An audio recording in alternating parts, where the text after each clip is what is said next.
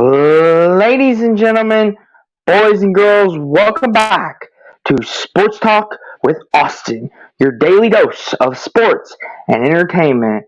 And today we are talking about week 4 of the 2023 AP Top 25 College Football Poll. After such a crazy week that was week 3, college game day going up to Boulder, Colorado getting all the hype and surviving. The Gators looked impressive last weekend. Bama, Tennessee, they might be in trouble. Georgia and Michigan look normal again. Again, after everything that happened in week 3, let's see where they all stack up in the week 4 AP poll. So starting at number 1, of course, is still the Georgia Bulldogs. They had a scare this past weekend in Athens against South Carolina. Spencer Rattler and company got up 14-3 at the half. Georgia took them a minute, but their defense finally clamped down. And this was their first real test of the season, after playing their 2 cupcakes, getting into the meat of things now, the SEC play. And, Carson Beck looked okay, but definitely has some things to prove on. Georgia looks beatable as compared to the last 2 years where it was just Georgia and then everybody else at the bottom. And speaking of teams that look beatable, coming in at number 2, you got the Michigan Wolverines. They had a struggle in that first half against Bowling Green, but then they picked it up in the second half and ended up winning that game. And JJ made a couple bad turnovers. The offense was sputtering in their wheels just a bit, but the defense held it down. And Bowling Green had a nice game plan for Michigan here at number 2. And, give credit to them. They hung in as long as they could. But Michigan, too powerful, too great at the end. Took it to them and, put it away when it mattered. Now, coming in at number 3 is the Texas Longhorns. Now, this week was a letdown week for Texas. They had that great, fantastic win against Alabama. And then everyone was like, oh, is Texas actually back? Are they actually going to be good? Or is this the normal Texas? Win a big game and then lose to someone that you're not supposed to. Well, they faced Wyoming this week. It was a dog fight for 3 quarters, but then Texas stepped up in a big way. The running game got going, and then Texas was off to the races, and they ended up beating Wyoming 30-10. Quentin Ewers had a nice little night. Could have been better, but Texas running game and defense carried them through to the end. So Texas definitely looks like they are indeed back. They are going to be something again, whether that's just winning the Big 12 and maybe making a big New Year's 6 or possibly clinching a CFP natty spot. We will definitely see, but it very well is interesting. Now, coming in at number 4 is the Florida State Seminoles, which they had a scare this past weekend. Boston College, barely beating Boston College 31-29, and many people contribute their win to the 18 penalties BC committed. Very, very big. Jordan Travis and that Florida State offense did not look as good as they did against LSU, and a lot of that could be contributed to this could have been a look-ahead week as they got Clemson this week coming up for week 4, so maybe they're thinking, oh, we can handle BC, no problem. And I think that's what almost got them. But they got it together at the end. Yeah, Boston College did have a lot of penalties, and Florida State didn't look the best. But I think, they got another big game coming up this week. So I don't think dropping them from 3 to 4 is, oh my goodness, outrageous. But it's definitely something to look at. Because if they don't beat Clemson, then it becomes a question of, is Florida State, was that their whole plan? Just looking ahead to Clemson, how legit are they? But for right now, they're number 4. And they got Clemson next weekend. Number 5 is the USC Trojans. They had a bye week this week. But, because they played in week 0, they got an early bye week, and they get one later on in the year. They get an additional 2. But for USC, this was their bye. They got to sit back and watch the chaos of everything. And I think you could have honestly made an argument maybe to put them ahead of Florida State, but Florida State has the better wins of the two. But USC's looked more impressive and convincing. But you can also say, well, look who USC's played. They played Stanford, San Jose State, and Nevada. Come on, give me a break. Which I 100% agree. You know, I can understand. Why maybe you would say they need to stick at 5, maybe even go a little lower until they play somebody. But USC at 5, they've got a lot of explosive offense. Defense seems to be getting better. We'll see. But USC at number 5 is good for now. Coming in at number 6 is Ohio State. Now, this is very interesting. Ohio State, has a big game this weekend. They go at Notre Dame this weekend, but last weekend coming off a massive victory at home, dominating WKU, taking care of business. Kyle McCord seemed to find his stride just a little bit, which a lot of that could be contributed to. They finally got their run game figured out, and when it helps that you got a future first round draft pick, arguably top 5, top 10, Marvin Harrison Jr. That always helps. But Ohio State didn't have no look ahead. They took care of business. And Ohio State at number 6, the explosiveness that they've done, the numbers that they put up in these previous 2 games, if you take out the Indiana game, you can make an argument they're the best offense in football, especially in the Big Ten. But I like them at number 6. Now at number 7 is Penn State. Now this is interesting because Penn State, I would make the argument you can jump them ahead of Ohio State. Yes, they haven't been as explosive. Yes, they beat West Virginia, but they also beat Illinois, who we expect to be 7-5, 8-4. They've got 2 really good quality wins. You can make an argument and say, "Oh, they would need to jump over USC and Ohio State," but I don't understand the philosophy behind it necessarily because one would think those 2 big wins, even though some people may say, well, it's West Virginia, Illinois, Austin. Let's get real with it. I think those are 2 very quality wins compared to one Ohio State and USC has. But like I said, Penn State's got Iowa next weekend. If they beat Iowa and Ohio State loses, then and USC, we could see a lot of shifts here. But number 7 is pretty good for the moment, even though I would maybe smidge them ahead of Ohio State just for the fact of their 2 quality wins. Now, coming in at number 8 is the Washington Huskies. Now, they're explosive. Their offense, Michael Penix, Caleb DeBoer. Washington looks like the best team in the Pac-12 next to USC right now. And, coming into the season, if you would have told me they would have routed Michigan State the way that they did this past weekend, I would have said that's going to look really good on their resume because Michigan State's liable to win 7, 8 games. But then the whole Mel Tucker situation happens, and then Washington just beats them down the way they did, and then it makes Washington's schedule not look as good because Michigan State probably will not win many games, if any at all. And now Washington kind of has to rely on their Pac-12 resume coming up to kind of boost their Volter here. But the way they dominated teams, kind of like USC, Ohio State, you kind of have to put them within the top echelon of teams. Now coming in at number 9, the Notre Dame Fighting Irish.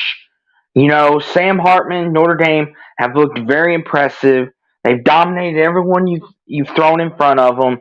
Even NC State, a team that a lot of people have a lot of high hopes for, they made NC State look really goofy. But the thing with Notre Dame is how legit are they? How legit is Sam Hartman in this offense, and how legit is Notre Dame altogether? Well, they got Ohio State next weekend. Ohio State Notre Dame is likely going to solve a lot of things of who's legit, who's not, who's a CFP contender, who's not. All that's going to get settled next weekend because you can make the argument like Washington. They haven't really proven nothing yet. you played all these bad teams except for NC State, whose one sample size you could say, well, we beat NC State. They're supposedly pretty good, right? Well, yes, but NC State's not the level of Ohio State, Penn State, Michigan, and Georgia level. If they go and beat Ohio State, then we can start having the conversation about Notre Dame being more legit as a whole. But lucky for them, they get that chance this year because they got Clemson, USC, and Ohio State next weekend. They got my boys in Louisville. They've got Duke. So they've got some pretty tough games coming up, a chance to prove their worth and how good they actually will be. Now, coming in at number 10, you've got the Oregon Ducks. You know, besides from that scare from a fairly decent Texas Tech team, Oregon has pretty much smoothed past everything. Hawaii and Portland State, they've kind of gotten the works like we expect. Well, guess what, Oregon? You're beginning Pac-12 play, and you get prime time Deion Sanders.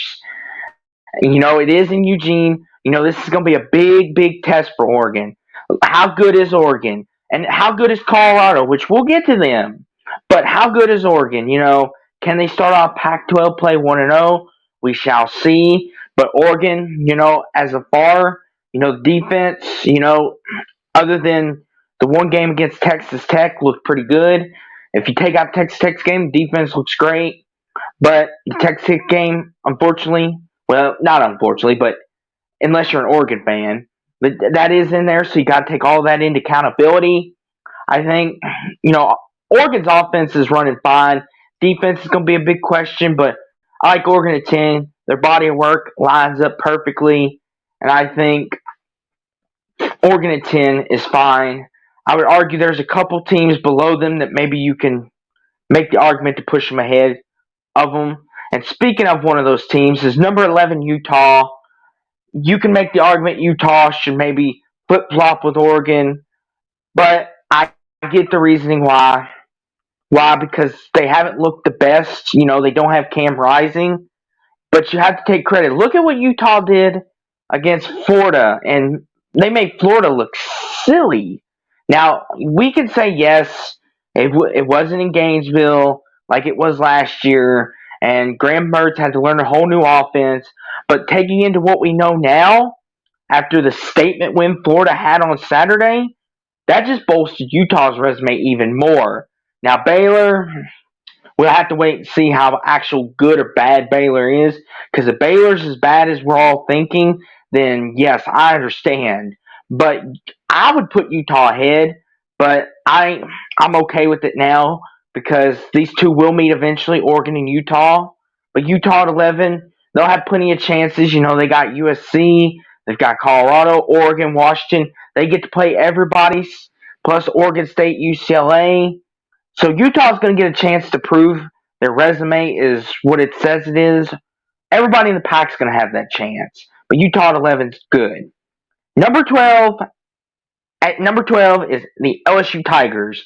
Now, they're coming off of a big win in Starkville, and the Cowbells 41 to a big win for LSU, putting up 41 points on that Mississippi State defense, who generally is a pretty good defense. Jaden Daniels looked pretty good. LSU's offense looks like it's finally, hitting stride, as they're hitting the heart of the SEC play. I think, honestly, LSU may be the favorite in the West after what we saw Saturday. Now, I know that's a lot to say because Alabama and Ole Miss are kind of in the West with them, and you have to say, well, and A&M, and you have to say, well, can LSU beat Bama again? Can they beat A&M finally? Can they beat them? All those questions will be answered, but right now LSU's looking like the favorite, and they are definitely looking like a team that is within the top 10 range. Now, coming in at number 13 is the Alabama Crimson Tide. Now, boy, oh boy, Nick Saban has got a problem on his hands. He's got three quarterbacks who all have three different inefficiencies. You've got Jalen Milroe, who's a very mobile quarterback, but lacks accuracy. You got Ty Simpson and Buchner who lack mobility and lack accuracy or lack touch, or they lack something. All three lack something somewhere. And Alabama winning 17-3 against South Florida, that's not Alabama. This has been arguably the worst Alabama team I've seen in recent memory. Well, it is actually, because I grew up where Bama was going unbeaten, winning natties, and now they're in the state like this.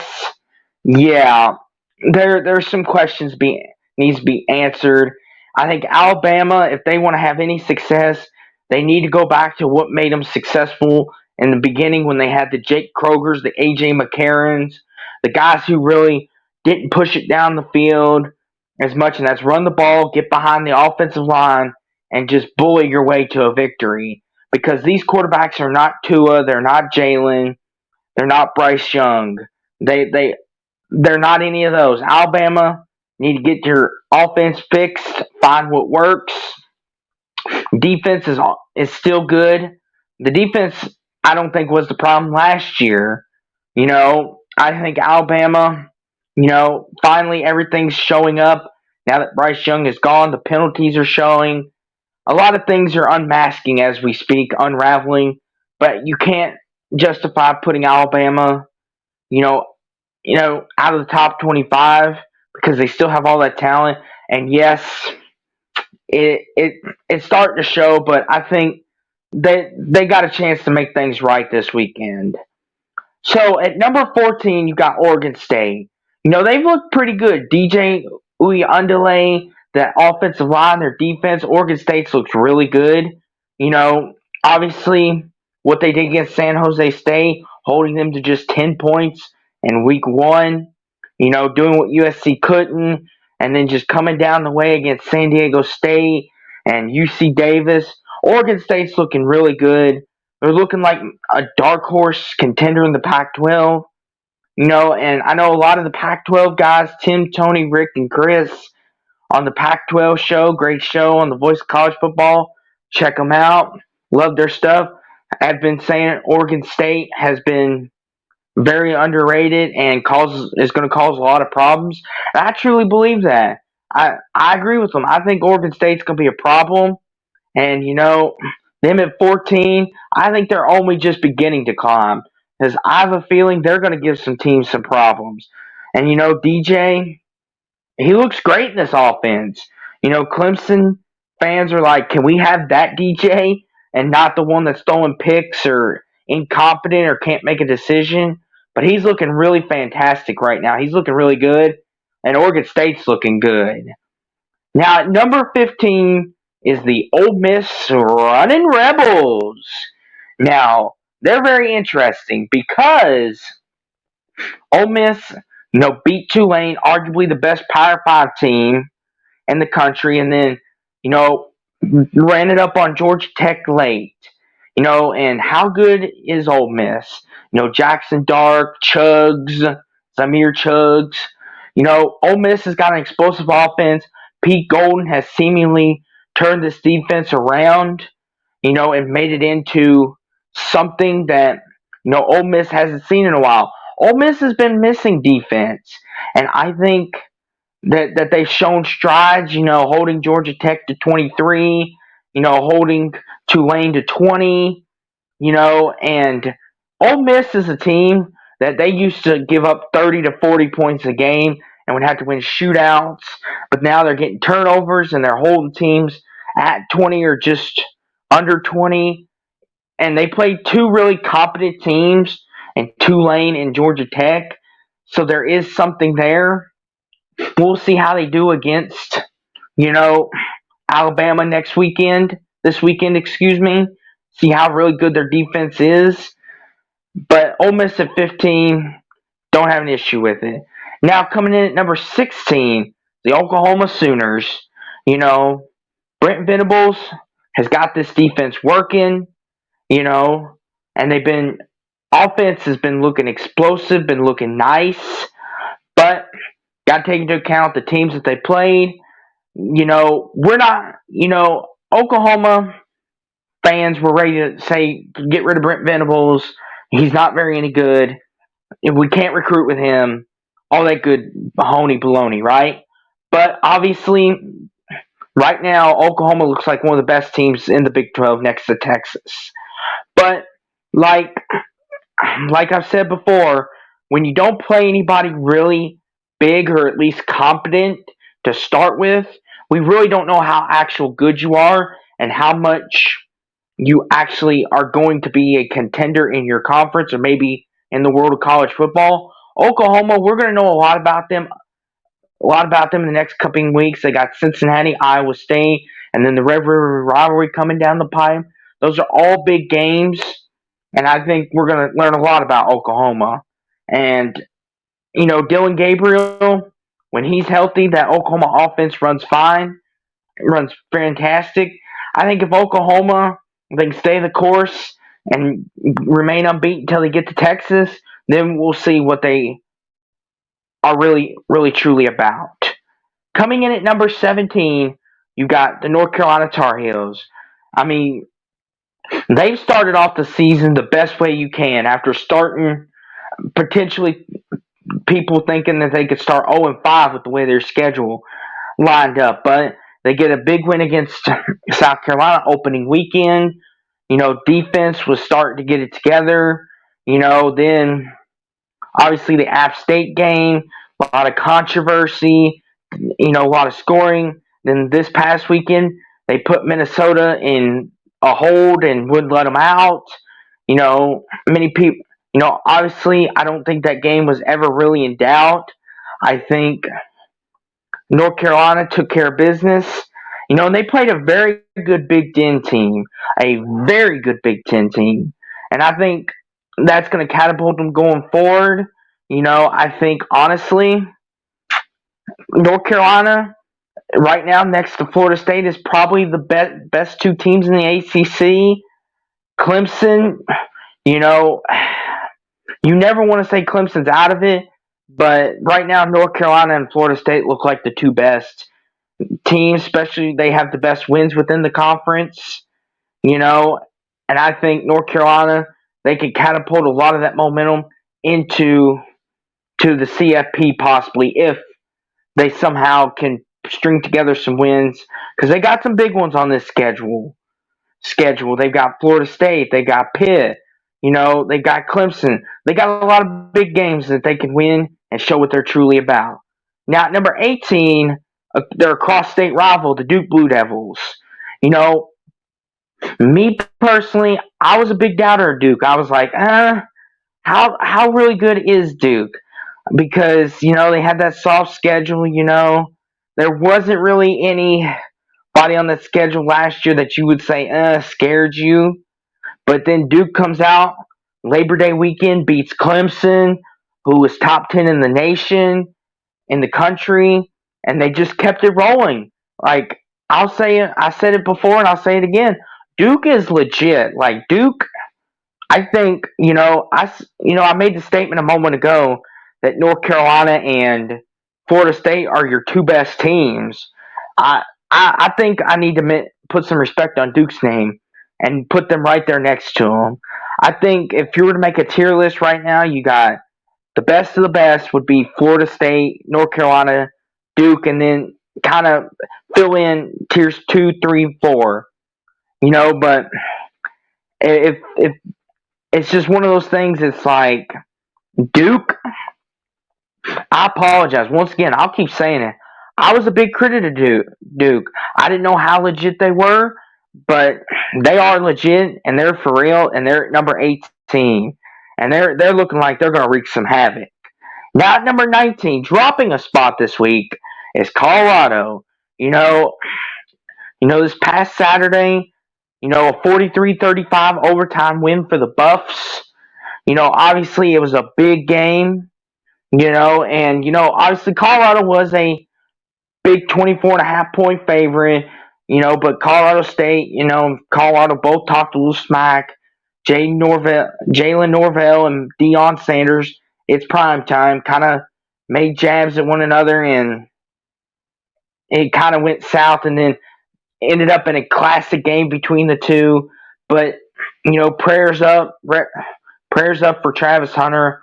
Hopefully he gets healthy soon, gets back out there because that he's a baller on the field and he's a baller in life. But hopefully he gets healthy soon and hopefully he gets things right. But Shador Sanders, what a way to lead that comeback! 98 yards down the field and to tie the game. He said after the game he tried to channel his inner Tom Brady. Boy, he looked like Tom Brady out there. And I don't want to put this out in the atmosphere, but I may go on record right now and say Shador Sanders might win the Heisman this year. I know Caleb Williams, Drake May, Bo Nix, and Penix, and all of them guys still exist. And but Shador Sanders, I think, has played the best through 3 weeks. And I think that is a contributor to the team around him, the way he's been coached up. But we're going to learn a lot about Colorado in general, not just Shador, but Colorado in general, because they have Oregon, and then they got USC next week.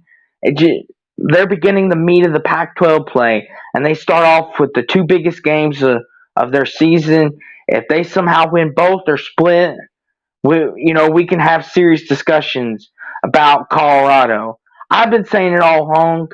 I had Colorado picked it at 6-6, but I honestly think Colorado could do better than that. I think they could be borderline New Year's 16, but we'll have to see. Now, onto a team that maybe has some hype, but are they as good as the hype is finally? Number 20, Miami of Florida. They beat Bethune Cook, an HBUC school, Tyler Van Dyke, and the Hurricanes, and that offense looking really good under the second year of Mario Cristobal. They're looking really good. Miami with the big win over A&M. I think Miami, they're another ACC team, that is like right there on the cusp. You could maybe make an argument they're in that category of the best in the ACC.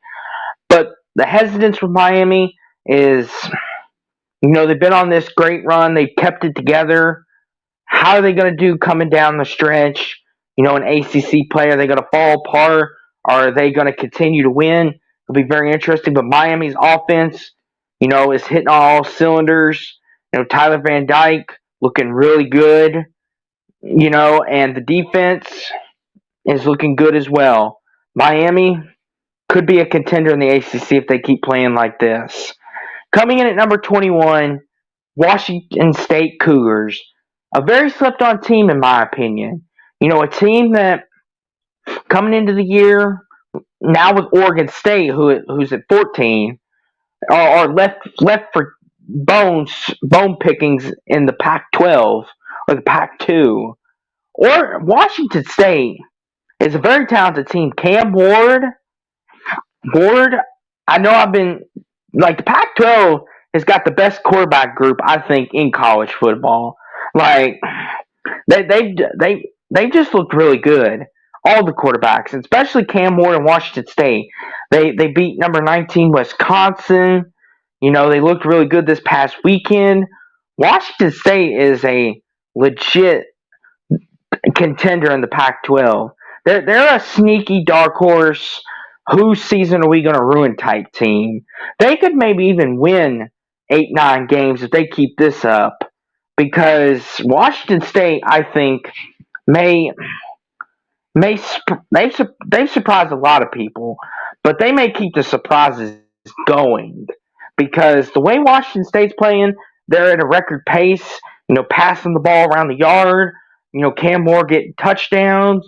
The defense, that's kind of scary that they're giving up points the way they are, but that's something you can fix. But Washington State at 21. Well, speaking of Pac-12, since we're on a roll with the Pac-12, number 22, UCLA. Chip Kelly. There's been talks of maybe is he on the hot seat? Has he finally ran out of room with UCLA, and then he's kind of put together one of those seasons like he did last year? started really well and then he fell apart down towards the end. Well, he's putting another one here together, beating Coastal, beating San Diego State, and Dante Moore, in that offense is looking really solid. You had to replace DTR and Zach Charbonnet, still looking like UCLA's offense, still looking fine tuned. Defense still work in progress, but two very good wins over Power Five teams. They're not the Tulanes or the UTSAs or the Troys, but non-Power Fives, excuse me. But they are very competent and I think very talented and good teams. I think UCLA has got a very underrated resume. Now, on to number 23, Tennessee. What happened, guys? To all my Tennessee fans out there, can someone explain to me what happened to Tennessee Saturday? I know they had the curse of going up into the swamp, and it's not usually a pretty sight. But I put a lot of stock into Tennessee, thinking, oh, this is the year they finally end that. Florida's not looking too hot. But then Tennessee lays an egg this past weekend. Joe Milton couldn't get a run game going. Tennessee couldn't stretch the field whatsoever. It was just like Tennessee had ran out of gas already. And it was like, Tennessee, there was a lot of hype behind you. That you were the team that was possibly going to beat Georgia and maybe win the SEC. After the way I've seen Tennessee play, I'm not confident that they're gonna win at anything this year. I know it's one game and you're not supposed to overreact, which I won't. I'll see if this is we all need to give it time and see if this is a multi-currents game or if it's because it was the swamp, but it was not a very good night for Tennessee fans. It was not a very good night for Tennessee. Josh Heupel, penalties went against him, just couldn't stretch the field. Milton did not look like the Joe Milton that played in the Orange Bowl or played earlier this year. Tennessee struggled mightily, and it's very concerning, but I think they can get it fixed and get some wins back on their side, and hopefully I have one loss by the time they get to Georgia. Now, at 24, we have the Iowa Hawkeyes. Now, Iowa got Penn State next weekend. So could Western Michigan been a look-ahead game? Nope. Iowa put the work in on them, beating them 41-10.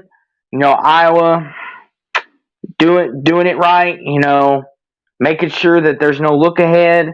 The defense was balling. Cade McNamara, yeah, he threw the 2 picks, but he looked okay. The Iowa defense can mask a lot of those issues, but he got them all fixed and it was all working fine and dandy. There was no look ahead. And Iowa, they're a very interesting team because we know they have the complete package on defense. Offense is so-so. Cade McNamara has shown strides of being a really good quarterback, and then he's shown, strides of he's turned the ball over a little too much.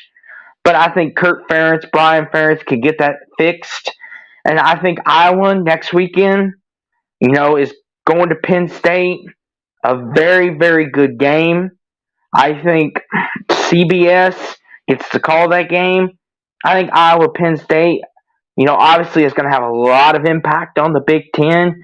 We're going to see if this is going to be both teams' first really big test. I think Iowa-Penn State, probably the biggest game in the Big Ten this year next to Michigan-Ohio State. I think, Iowa, very interesting. We're going to learn a lot more about them next weekend, but Iowa at 24. Now at 25 is the Florida Gators. Now their team, first off, bravo and congratulations to all my Gator fans and to Florida, because you look dead in the water against Utah. You had all those false starts, holdings, could not hear. Graham Mertz looked very out of sync. things were looking bleak for the Gators. But, you know, you were up in Rice Eccles week 1, and, things just kind of got out of hand. And then you come back, McNeese State, of course, put the pedal to the metal. And then in the swamp against Tennessee, defense, Scooby Williams. Great name, by the way. I like that name. But Scooby Williams, the run stopper, shutting Tennessee down. Graham Mertz looking comfortable in that offense. Travis Etienne, Trevor Etienne, excuse me, not Travis's younger brother, looked fantastic. The Florida looked complete against Tennessee. They made a statement. That was a statement win. If Florida keeps this up all year, Florida may go into Georgia in the Florida Georgia game in Jacksonville, and they may give Georgia a scare, because if this defense and offense shows up, Florida will have a very big chance to do a lot of great things in the SEC, and their schedule lines up very nice for them. South Carolina, Kentucky, Vandy. That's just in the coming weeks. The thing with Florida is, can they stay consistent? They got a statement win this past Saturday. Are they going to have a hangover next weekend? We will see, but honestly, I think the Gators can keep this going. I think this is a big momentum win for the Gators, but we will have to see. But as always, that is my thoughts and reactions to the AP Poll Top 25 Week 4. Please make sure you like, comment, subscribe, turn on the notification bells down below. It should be a great week of college football coming up. I'm looking forward to the games, which we will preview later in the week. I'm sure. And please subscribe, do all that, help out the algorithm. Tell me your thoughts about where I was maybe wrong, where the AP committee was wrong, or maybe I was right. Just leave me a comment down below, do all that great stuff. But until then, I am out this thing.